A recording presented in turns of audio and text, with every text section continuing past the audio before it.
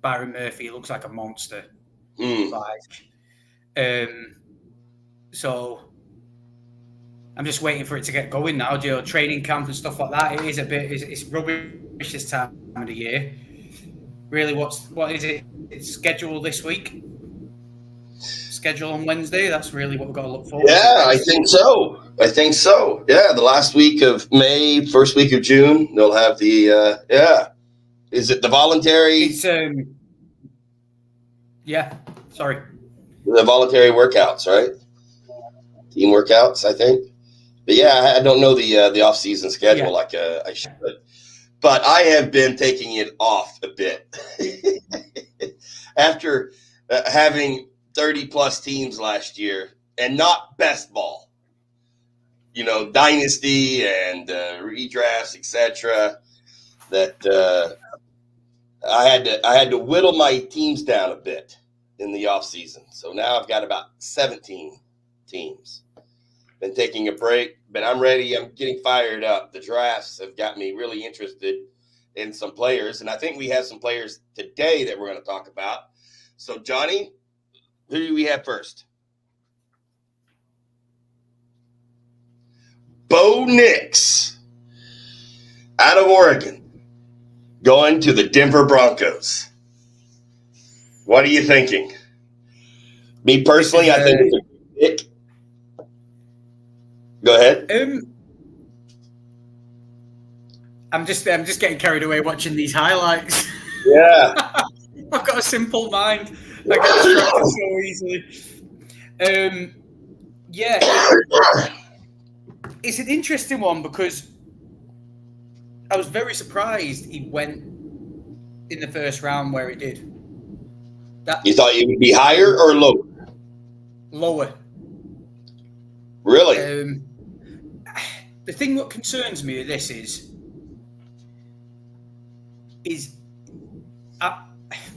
Sean Payton is an issue for me with this pick because he's clearly got a massive ego where he thinks he is better. Like he wants to prove that I don't need Russell Wilson.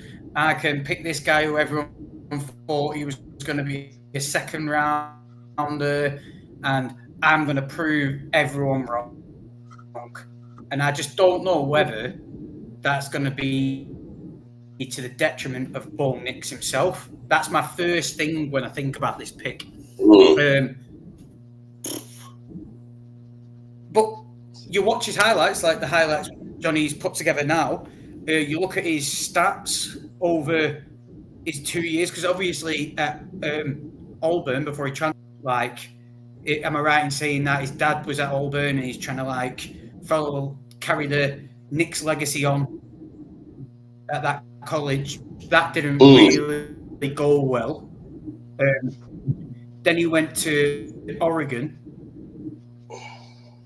and just I'll quickly run through his 5 years in college, his completed percentage, and 3 years at Auburn, 57.6%, 59.9%, 61%.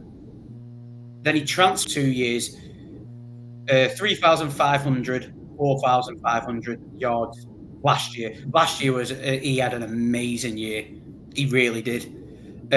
45 touchdowns, an average of 9.6 yards. Like, you read them stats and you watch him play last year, if you're a Denver Broncos fan, you get really excited.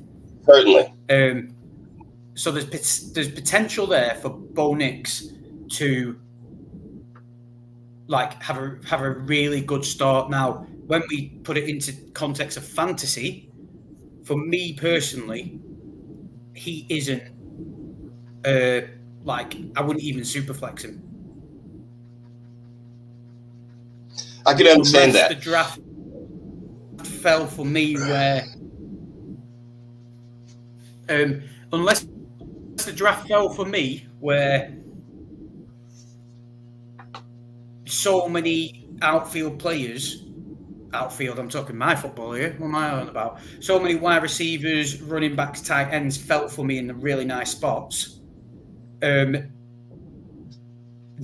I might be like, fuck it, I'll just go Bo Nix and hope for the best.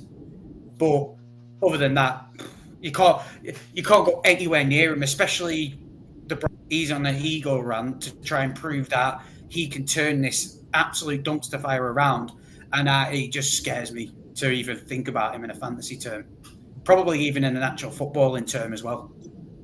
I just say EW kicks, bang on right. He does give me Zach Wilson vibes. Zach Wilson is also there. Is that going to be a detriment? What's Zach Wilson's character truly like? Like it's there, like Sean Payton there. The thing that worries me is like, oh, I'll take Zach Wilson and I'll prove everyone wrong. And I don't know if that's going to detriment Bo Nix. So for me, he potentially could be good, but I won't like to go near him at all in fantasy. Well, you brought up some great points as far as as far as fantasy. I wouldn't trust starting him certainly until he started to prove himself. It's rare that a rookie quarterback performs well enough to play, even as a super flex. I do like Bo Nix, and I do like Bo Nix to Denver. As you said, maybe a bit lower, but with the premium of quarterbacks, the NFL has gone crazy. I can remember quarterbacks being drafted in the 3rd and 4th round, expected to be, the franchise's next player or starter. That never happens anymore. If there's a chance, they're all 6 QBs in the 1st round is amazing. Go ahead. Sorry, you've just got to remember as well, the average of rookie quarterback to actually be fancy relevant in their first year is very, very slim. They bust at a higher rate more than they fail. CJ Stroud was just an anomaly. Going to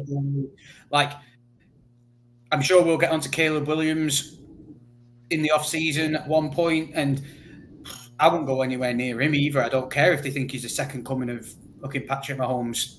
It doesn't matter. It doesn't matter. He plays for the Bears. On Bo Nix,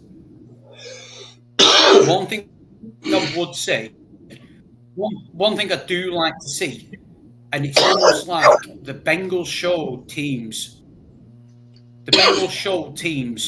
the right way to do your rookie quarterbacks. It's basically draft a rookie quarterback, and if you can, get their college wide receiver as well. It's almost like an automatic safety blanket.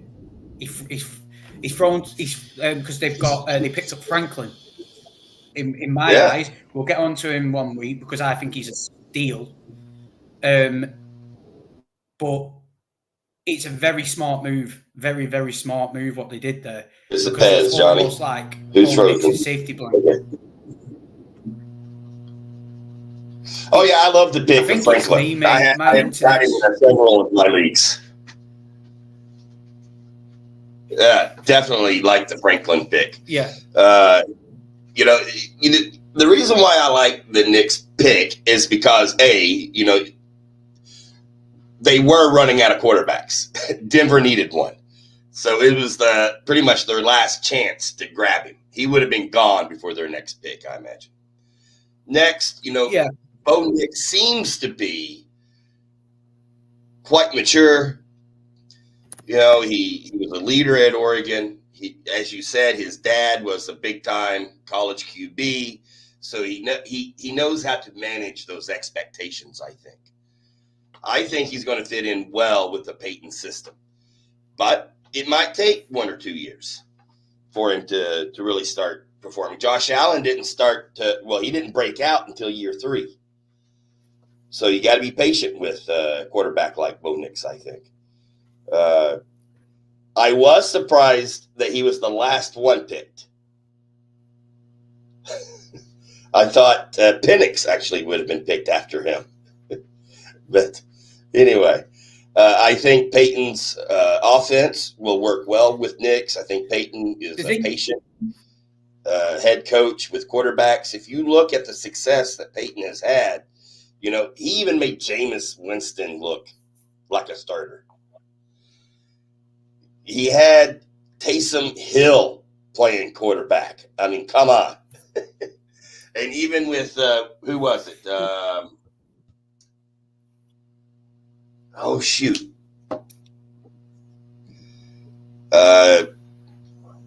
Who was the other quarterback in New Orleans that replaced Terry Bridgewater, I believe? Terry Bridgewater was 5-0 replacing Breeze. Peyton is able to mold quarterbacks. And I think that Knicks will do well.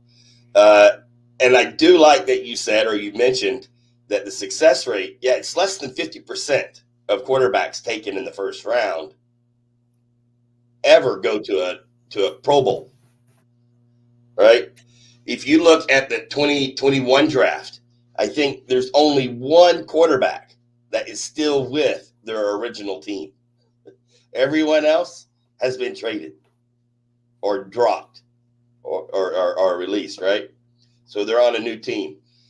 But I would definitely buy Knicks if he's available. Low first round, second round, I'd be all over adding him to my team, putting him in the taxi squad, seeing what happens.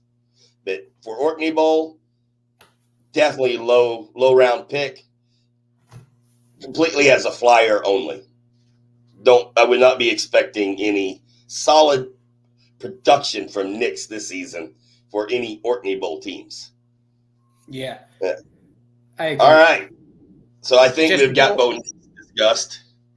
Just before moving on, I've seen EW Kicks has chucked a couple of comments in there, and he said the Penix pick was garbage, but makes me think that he's a Falcons fan. It makes me think he's a Falcons fan, and he chucked another one in there. What I saw while you were talking. What I was just gonna. Bridgewater had success in Carolina. Yeah. Oh, Bo Nix in the second round. Yeah, I agree. That's where I thought Bo Nix should have. He's a Giants fan. It's probably Johnny's burner account. He's a Giants fan. It's probably Johnny's burner account. Us feel popular.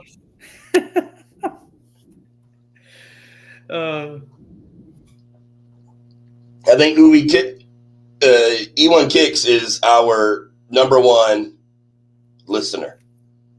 He's our number one fan. We appreciate it. Yeah, definitely. All right, Johnny, who's next? I believe it's JJ McCarthy, if I'm not mistaken. Yeah. Is that what you have? Let's see here. Oh, got a bit of Bo Nix back. If there's a bit of a lag whilst we're just waiting for Johnny to get the JJ stuff up, if there's a bit of a lag, I think it's my end. I'm having issues with my internet. Well, the video is a bit blurry, and there is a bit of a lag. I didn't know if it was me or not. It rained here, and anytime it rains, the internet gets a bit slow. So here we have JJ McCarthy, the national championship winning college quarterback from Michigan. Harbaugh was his head coach. I have good feelings about this pick. I don't know why. I don't know if it's because he won the national championship. I don't know if it's because he's never been viewed as a blue chip QB, or it's just I got Tom Brady, Michigan ties in my head. But I'm loving this pick to the Vikings. I think it's a perfect match with the quarterback and head coach. The guy seems to be real cerebral, which is going to help out with the offense and in the Vikings offense. I'm high on this guy. I do think that he could potentially, towards the end of the season, put up decent fantasy numbers. I'm not sold as, he's a rookie quarterback. One of our Orkney Bowl league mates believes that Sam Darnold will actually be the starter at the beginning of the season. What are your feelings on this, Dr. Pez? I really like it. I agree with you. Because of the head coach, whilst you were talking, I was trying to think of his name, but it's O'Connell, isn't it? I feel like I agree. I think Sam Darnold will start the season. It really depends how he is in training camp. I think if he shows enough, O'Connell won't be scared to play him. But O'Connell being like a QB's coach, as a head coach, will get it. He'll understand it, and he'll want to take his time with him and stuff like that. But I agree with what you said. Like, I think he'll have a really solid season because he's shown in Michigan he can attack, but he can also just be a system quarterback.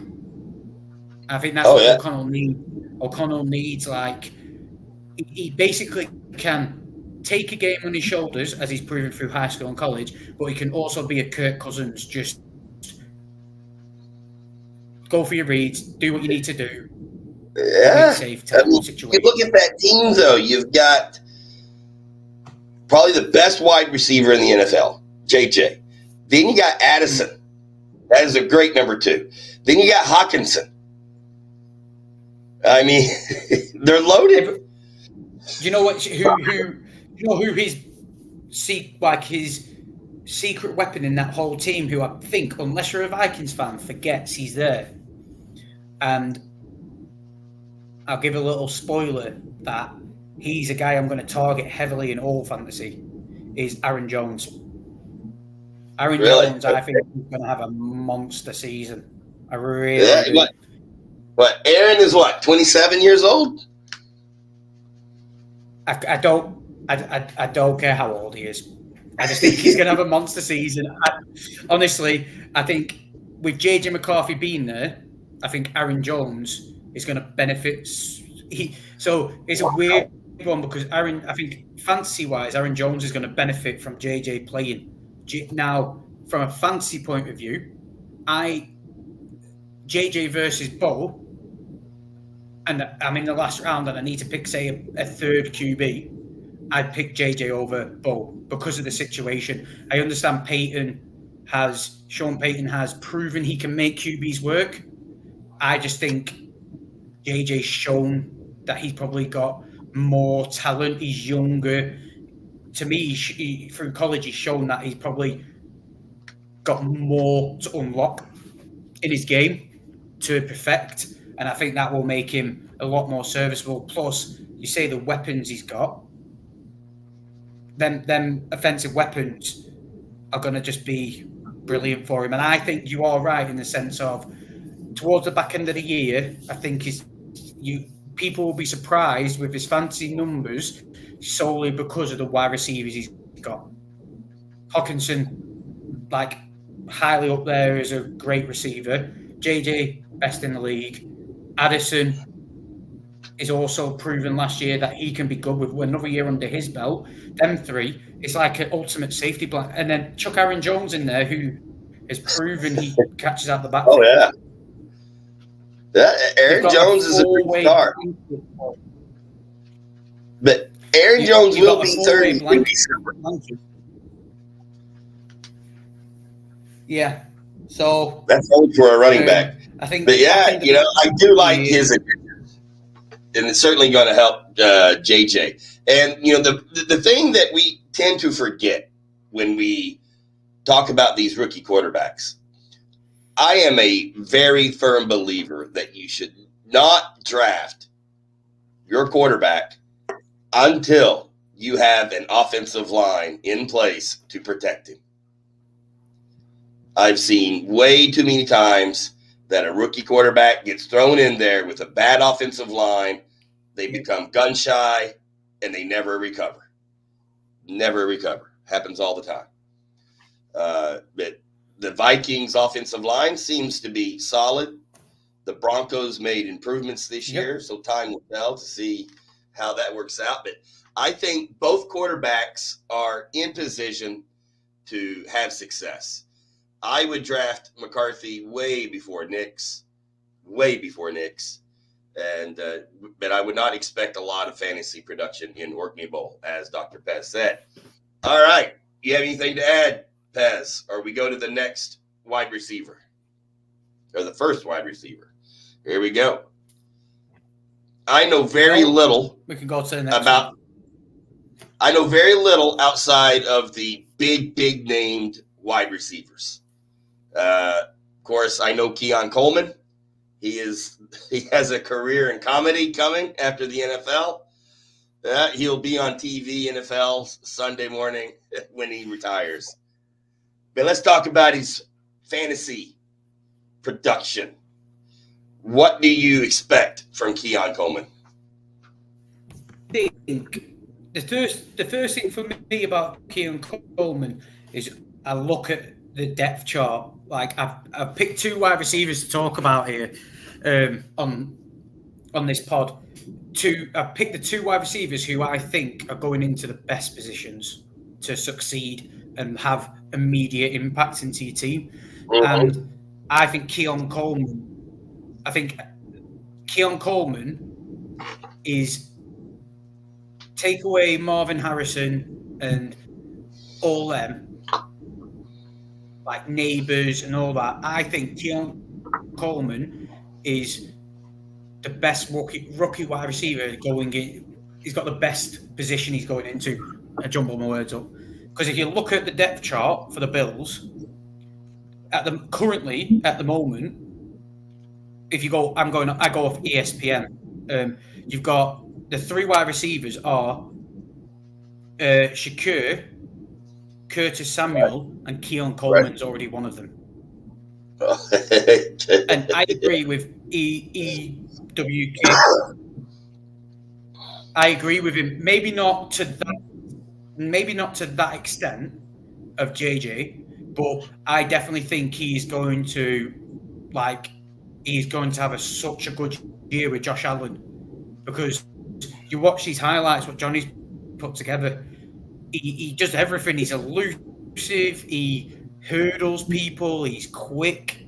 He's got instincts.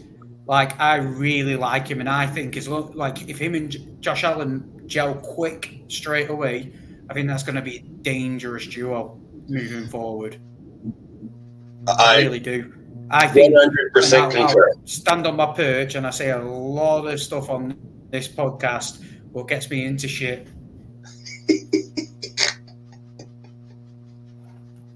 I'll call it this early, and I'll say he will be the highest rookie wide receiver. By the end of the season, he'll have the most points out of all the rookies. Oh, yeah. I can see that, definitely. He's in the perfect position with a great quarterback. They are retooling in Buffalo, but I think this is definitely a step in the right direction for them. He's going to be great in that system.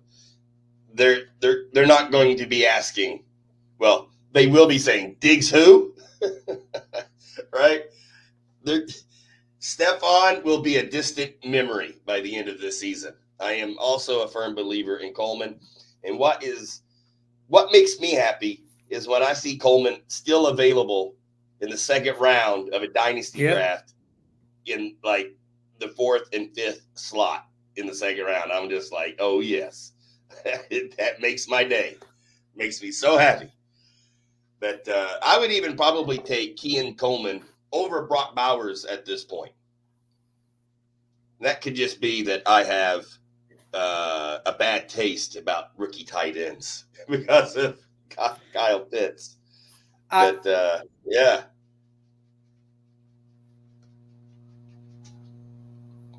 Oh, yeah, 100%. See, I don't know if it's me or if it's Pez, but I cannot hear what Pez is saying. I think he was going to make a great comment about tight ends another week because Brock Bowers is interesting to me. But what was I going to say?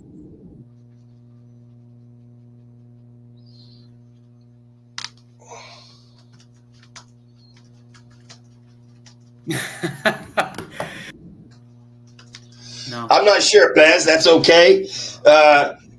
We'll go ahead. Johnny, let's go ahead and go to the next. EW Kicks, Wide can you receiver. hear me and Pork talking? I cannot hear Johnny. I don't know if Johnny is with us. The video is a bit slow. It could be Johnny's internet. I don't know. Can you hear me, Pez? Okay. So, this guy here, I know very little about, to be very honest. I do know that he is the fastest man at the combine. He sped up the charts, shall we say, because of his blazing speed.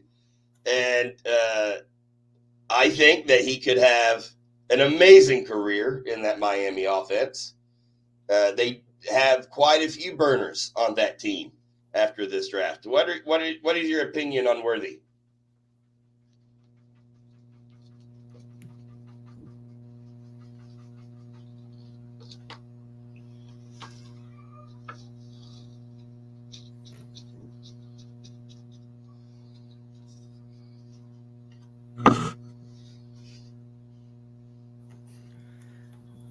I really like him. I think I've got a friend who's a Chiefs fan, and I said to him he doesn't really watch college much, and he's slowly getting into the draft. And I said to him, if you pick up Worthy, it'll be dangerous for everyone because he is quick. He is quick. Mahomes is going to love that. But for me, it's not even the fact of how fast he is. His speed almost weakens how good he is at route running. Like he can turn guys in and out on a dime and then destroy them with speed. He's going to be a killer. I think he's another killer in fantasy. In the NFL, he's going to be an absolute monster. People underrate how dominant he can be in that Texas team. Well, how he was in that Texas team, and what Mahomes is going to be able to do with him. Like, I think people are underestimating truly how good he is. Actually, I agree with you, and I meant Chiefs and not the Dolphins. I think I had mistakenly said the Dolphins earlier, but I apologize for that. So the question is, when it comes to the Orkney Bowl, who are you going to draft first, Coleman or Worthy? Oh, jeez.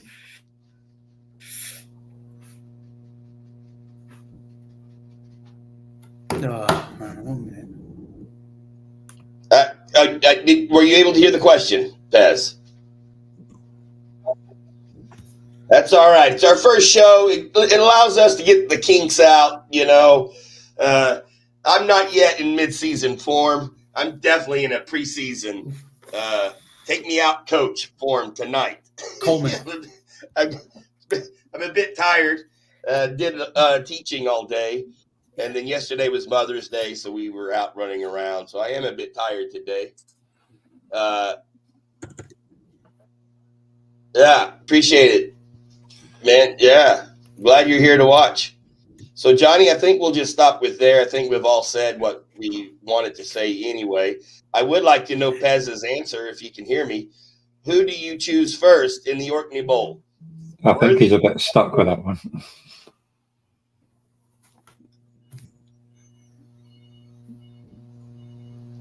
I can't let reach. Johnny, can you hear him? No, I can see his lips moving and go like that, but I can't hear him. Yeah, I cannot hear him. So what we're going to do, we'll go ahead and wrap it up. That way it's still a fairly short 4-player episode. Pez just sent me a message and said Coleman. Coleman, okay. No, I said Coleman, if anyone can hear me. There you go. You would take Coleman. There is the draft savant, Dr. Pez, telling us to draft Coleman before Worthy. All right. So we're going to go ahead and wrap up this episode. I want to say God. Thank everyone that showed up to the live episode. We do hope to get rounding into regular season form before too long, but we are still in the preseason and we'll get there. Dr. Pez, thank you. Johnny, as always. Yeah. You're Oh, awesome. God. Thank you. See We you all, we next all, time. it's the first another year, so we might get better. Good luck, everyone. Bye. We'll get there.